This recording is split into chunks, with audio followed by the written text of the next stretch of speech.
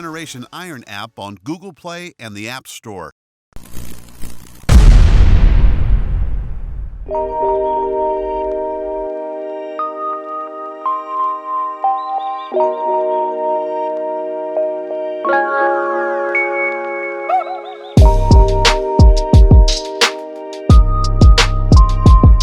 What would you choose as your greatest rivalry? That you witnessed or that you saw later on video? Like, what about, you know? Ronnie and Jay. Ronnie and Jay. Ronnie and Jay. Yeah, I mean, because that was my era. You know, I got to see it with my eyes, and I got to see, I had actually competed against both of them, and yeah, it was a great rivalry, and you know, it changed the sport. I'm not sure if it changed the sport in a good direction, but it did change the sport.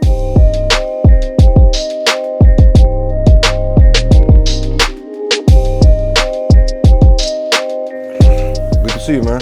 How you doing? What's up? So I was talking to Dexter Jackson just a couple of weeks ago. Okay. And I asked him, what was your favorite rivalry in bodybuilding? Right. I'm like, is it Kai versus Phil? Is it Ronnie versus Jay? And he said it's actually you. And Craig. And Craig Titus. Had to be Craig Titus. He said that's his favorite rivalry. Right. Well, tell me about that rivalry. What was going on between you two exactly? We hated each other.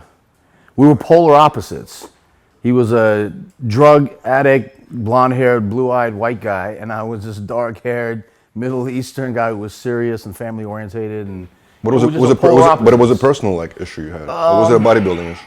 You know, it all started out because of at the time it was the whole East Coast, West Coast thing with hip hop. So I wasn't getting any coverage. I just turned professional. I just turned around. I used to get no coverage. So I called up Flex Magazine. I'm like, guys, you know, what the hell? And they're like, well, you know, you're out there on the East Coast. Everything's here on the West Coast. And I'm like, so what am I supposed to do? They said, well, say something. Do you have anything to say? So I looked around, I'm like, yeah, West Coast guys are weak, they're soft, and I just went off, and he goes, can I print that? I'm like, print it. Well, you know, it was almost like throwing a fishing line out there to see who's gonna get it, who's gonna bite, and he bit. Him and Melvin were the two that bit. Melvin came back, he started going crazy, Craig came back, started going crazy, and that's how it all started. So how intense did it get between you two? It got pretty bad, you know, but the thing was, though, Craig, you think Donald Trump has thin skin? Craig has the thinnest skin on the planet. And let me give you an example. We'd have a call out. You know, it was a comparison between me, him, and Melvin at the Arnold Classic. And we're sitting here and we're going at it, and it's so easy to get under his skin. So I'll just say bald. And he would lose his mind. He was, you motherfucker, y'all. And I'll just laugh because then he starts sweating. He starts retaining water, and I'm just smiling on stage, and the guys in the front row are cracking up that I just destroyed this guy with one word. That was Craig Titus. Did you ever get an actual fight with him, physical? No, but Wayne D'Amelia, who was the president of the IFBB at the time, he was a smart guy, smart promoter. So he had me and Craig come out for a call out in Australia, at the Australian Grand Prix. And during the Australian Grand Prix, we just started yelling and screaming at each other. I think that's what Dexter was talking about, because it was legitimately yelling and screaming at each other on stage. And I remember when we turned around from the rear, I knew I'd kill him from the back. So when they called the back double bicep, I just yelled out, lights out, game over, baby. And I remember Dexter, Chris, Marcus, they all dropped down laughing while they're staying in the lineup. And then Dexter yelled out, that's what I'm talking about, I love it. You know, I think that's where he got his whole rivalry thing.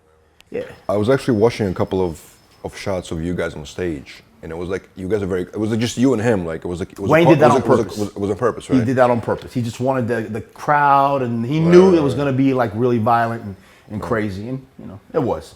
And it was like very close. Like you guys were very close to each other. There was a lot of shoving going on. There wasn't any shoving, but there was a lot of talking going on. And actually, it was that point, and after that comparison, after that prejudging, where he was backstage and he was over there, you know, rumbling, grumbling. He was always angry. So, and I came backstage and I drank some water and I'm like, where the f is Titus? And he looked around and he really thought I was going to come after him. And I saw him and I'm like, you're a fucking nightmare, man. And I laughed and then it kind of like broke everything. And I think Cormier was expecting a fight too. And he started laughing and then Craig came over. He goes, yeah, all right, man, we're cool. That's it. And we just kind of squashed it after that. Now it's interesting when you actually do a call out, right? And you're kind of like in front of everybody, right? Right. It was like in bodybuilding, when you like the objective is to kind of step over the line a little bit, right? Like to be a little bit closer to the judges, Yes, to cheating, get that illusion. Like that happens a lot, right? Because Phil I Heath noticed is a master at that.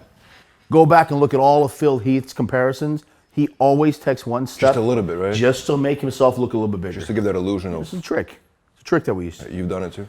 No, not necessarily, because it's not. You know what? The last thing I want to do is piss off the judges, and for them to come back at me with something. So no, I never really did that. But I knew that you could do that.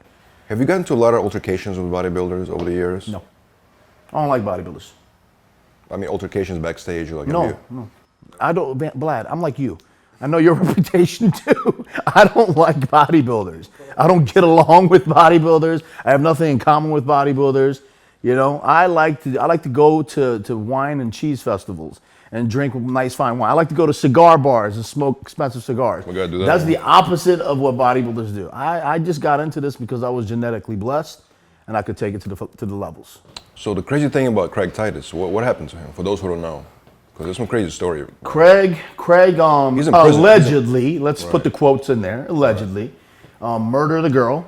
An assistant, I think. Yeah, his assistant, and stuffed her in a suitcase, took her out in his wife's car in the middle of the desert and burned her. And it's pretty awful. He's in prison right now. He's in prison, yeah. I think Kelly's out though. His wife. You know, yeah, because they did it together. It was more like a Bonnie and Clyde type of situation. Story that them together killed an assistant, basically. Then nobody knows. There's like 4 different versions of what happened, and you know, one of them says that they were tasing the poor girl, and the girl's heart stopped, and they didn't know what to do, so they threw her down the stairs to pretend like she broke her neck. And I mean, there's so many weird stories, but the truth of this, the facts are that they went and they stuffed her in a suitcase. They put her in the back of their car. They went to Walmart at 2 o'clock in the morning. And they bought a whole bunch of lighter fluid. I mean, it's all on videotape. And they went out in the middle of the desert and they burned this poor girl. And what was the motive? Like, They were just high, man. so it was just like I think it was, honestly, if you ask me, I think it was all drugs. They were just high. wow, Yeah. that's crazy. That's a crazy story. That's one of the craziest stories. Yeah, they can't. You know how many phone calls I got from A&E and Bravo and those people that you want to be a part of it? I had nothing to do with this. Yeah, I don't want to be known for this. Get me out of this. No way. So what? I mean, obviously that's one of the greatest rivalries between you and him. What would you choose as your greatest rivalry that you witnessed or that you saw later on video? Like what about Ronnie and Jay. Ronnie and Jay. Yeah, I mean, because that was my era. You know, I got to see it with my eyes, and I had actually competed against both of them, and yeah, it was a great rivalry, and you know, it changed the sport. I'm not sure if it changed the sport in a good direction, but it did change the sport. why do you think it? Because what direction do you want to go? Even though I can't stand Sean Ray, and I think he's an ass, but he made some good points once in a while. And you know, the judges, they lay down the yellow brick road. If the judges start rewarding little rip guys, more little rip guys are going to come up. You know, they started to reward giant monsters. That's why we started to get bigger and bigger and bigger. You know, the judges set the fucking tone.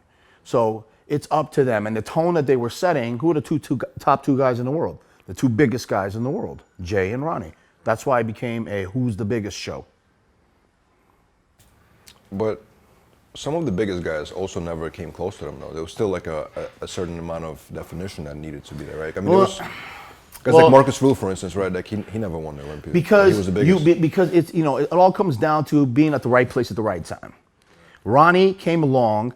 He was the first guy to come along with that mass, with the conditioning and some shape. Jay came along with mass, okay shape. You know, it wasn't the greatest, but he had the looks. Blonde hair, blue-eyed. He was a good diplomat for the sport. He was a good ambassador for the sport. So, you know, you also have to give that. There's a lot of politics involved too. You know, I love Steve Weinberger and I love Jim Mannion, but, you know, they say there's no politics involved. I say there is, but still, you have to dictate it which way, the direction of the sport you want to go. You want to go this way, you want to go that way. And they went towards Jay for a while. I mean, I had Victor beating Jay in 2000. I think everybody had Victor beating Jay in 2007. Literally every bodybuilder that I ever spoke to, I asked them that question about Jay versus Victor Martinez. That was 2007. 2007, right? yeah. And everybody says that Victor beat him hands down. It was hands down. It was, for me, it was that clear. It was that crystal clear that Victor won in 2007. But they went towards Jay. So do you think after the 2007, after that happened and everybody knew that Victor won, do you think at that point people kind of like reassessed everything? I think it was a little heartbreaking for the athletes because they were thinking to themselves, well, no matter how good I come in, you know, it got to that point until, you know, Phil came along. Then because Phil was something we had never seen before. A guy who is legitimately a 3D. He's three-dimensional when he gets up there. And nobody had ever seen that before. And Phil came, again, at the right time, at the right place and all that stuff. So it just keeps going, and, you know. We'll get another guy that's going to come eventually. And so what do you think about it was 3-year rivalry between Phil and Kai Green? When it was like, I think people say who won, who should have gotten it, or like 2014 or whatever. No, I think it was legit. It was legit. Yeah, I think all the Phil's wins were legit. Yeah, Kai he was close, but he just wasn't there. In my opinion, if Kai ever wanted to beat Phil, he had to come in the Colorado Pro conditioning, when his original super shredded conditioning. Then maybe standing next to Phil, he had a chance, but Phil just was too much firepower for him. So you never, like, after those years, you never questioned, like, oh, maybe what it was? Kai himself, even, you know, I'm telling you right now, he might deny it, but deep down in his heart, why did he go to Hollywood? Why did he go into the things that he did? Because he said to himself, all right, I tried. I did my best. Let me go and do something else. And I commend him for that. He's smart. You know, I don't know if it's true or not, but he signed some mega deal with some, you know, Bollywood movie right now. God bless him, man. He's hustling. He's doing his thing. Do you think his posing was way superior than everybody else on stage at that? No. You don't think so? It's just Kai.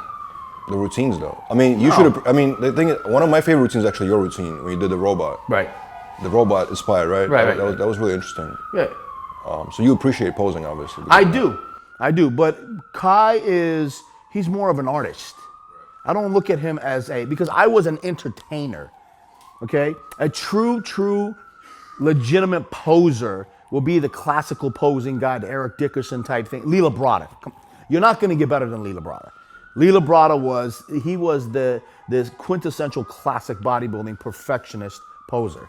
I was an entertainer. I came out there and I had fun with the crowd. I played music that they liked. I did the dance moves that I knew that they're gonna like.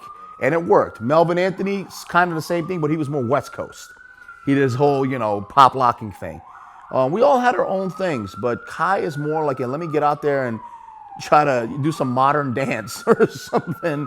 You know, he does his own artistic stuff. Right. But do you think that's the future of bodybuilding, or do you think which way do you think it's gonna go as far as the posing? Because I keep hearing every year, you know, posing is dead, nobody's posing anymore. You keep hearing that all the time, right? Like, what does that really mean, though? Like, are they still posing, you know? Yeah. Vlad, what rules the world? Money. Money. It all comes down to change, man. Okay? Arnold Schwarzenegger personally contacted me and said, when you come to the Arnold Classic, I believe it was 2002, we're handing out $15,000 for the best poser. And I'm like, done. I went straight to Body Rock Productions, which is a studio who did all my music. I said, let's do something amazing this year. And we did. We went and I won 15 grand. Okay, the day Jim Mannion or any of these promoters will start handing out cash for best poser, posing routines will improve. Do you think Olympia is still as prestigious as it once used to be? Do you think it still has that factor? Or do you think that in the last, I'll say 3 to 5 years, it's kind of been changing a little bit? I don't see it like that. You still see it as the most prestigious? No. Oh, you don't see? Okay. No. What do you think is causing it, like, for it not to be? Is it just the perception of it is not the same? Was it because basically maybe it's the popularity just in general? I think it's a combination of many things. I think the popularity is going down. I think men's classic is starting to come up. I think the 2-1-2 battle. I think the whole Hadi Chupan spectacle of what's going to happen. Is he going to get his V? It's like, again, there's an asterisk next to all of this year. Right, because you don't know what's real. You have no idea.